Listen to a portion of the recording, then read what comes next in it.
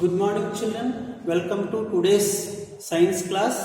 Name of the lesson heat. In the previous video I explained about what is heat and properties of heat. Now let me recall what is heat. Heat is a form of energy.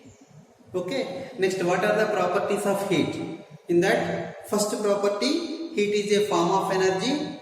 The heat is always transferred from one body to another due to the existence of a temperature difference between them.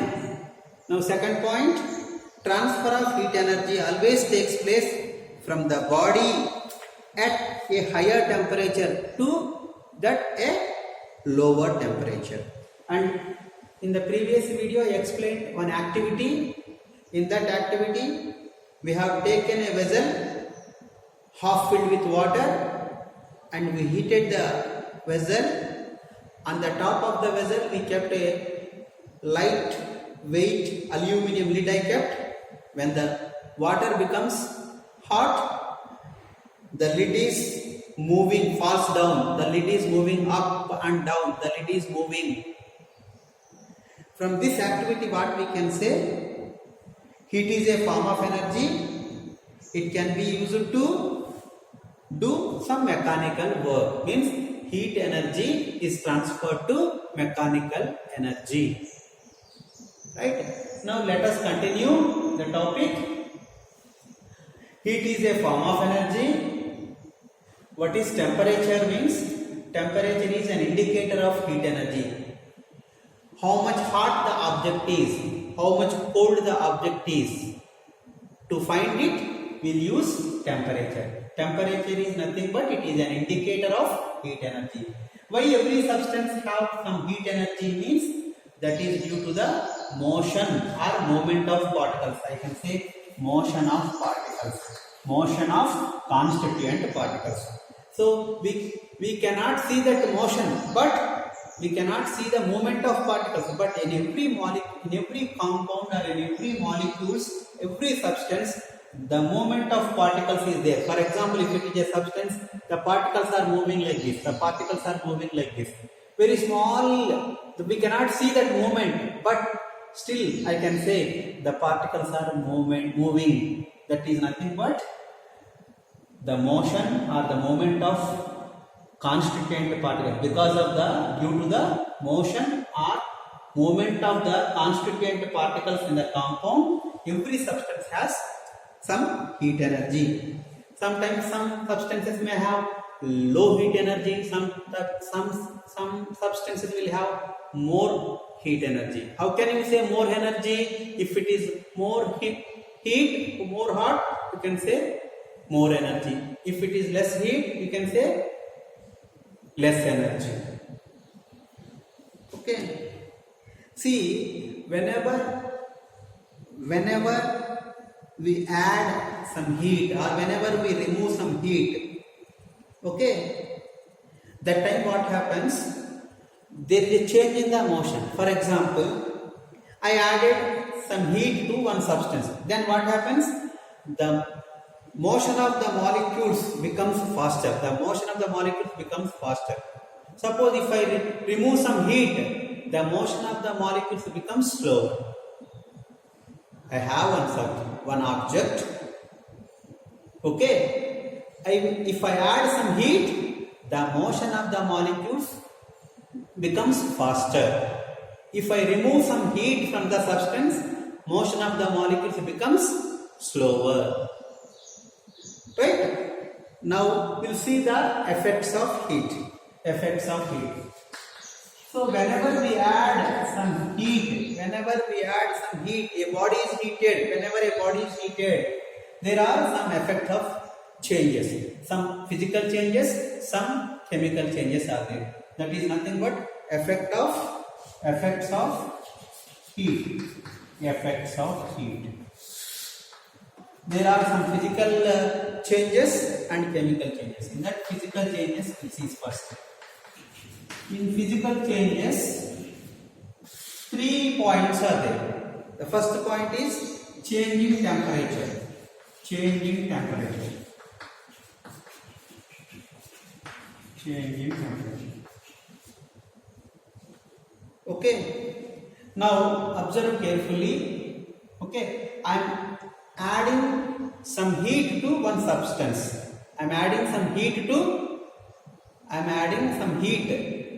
one substance. Then automatically temperature increases. If I remove heat from one substance, the temperature decreases. So definitely, whenever by adding the heat or by removing the heat, definitely there is a change in the temperature. If we add heat, temperature increases. If we remove heat, the temperature decreases. You understood this point? Very simple point. Next, change in physical state. Change in physical state.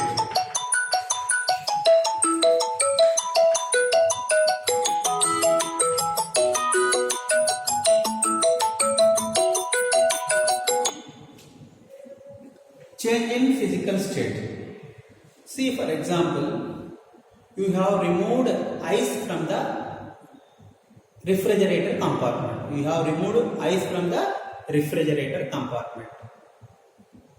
So in the refrigerator compartment, temperature is less.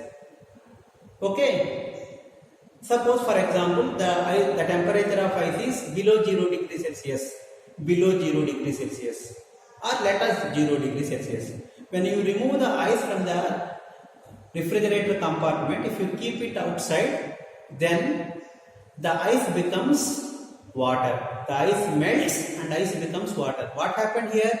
The ice that is in solid state is changed to liquid water. So whenever there is a change in the heat, definitely physical state also changes. Example, ice becomes water vapor. Okay, when water, if you give more heat to the water becomes vapor state, means gaseous state. That is also, there is a change in the physical state. Okay, ice becomes water is a physical change. Water becomes water vapor or gaseous state. That is also become a physical change. So whenever we add some heat or whenever we remove some heat, there will be a chance of changing physical state. Right? Next, third point, thermal expansion.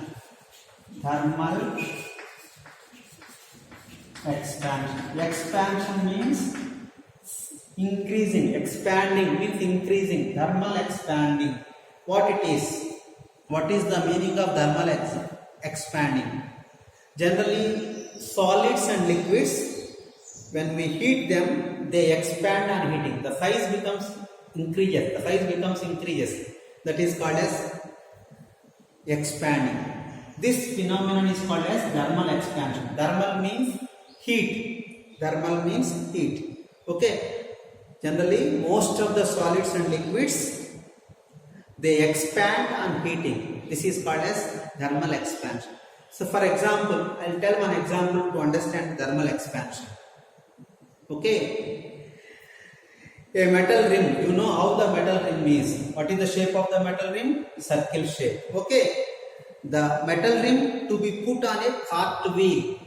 Okay. The metal rim to be put on a cart wheel is designed to have a slightly smaller diameter than that of the wheel.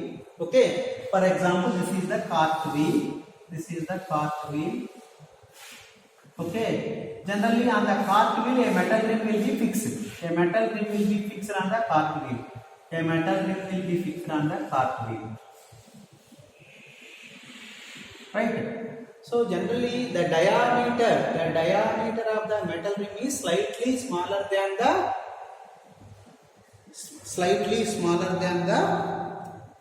cart wheel. Then how they will fix? Just they will heat the metal rim. Okay, when the metal rim is heated, it expands. The size of the metal rim expands. So then that time they will fix it.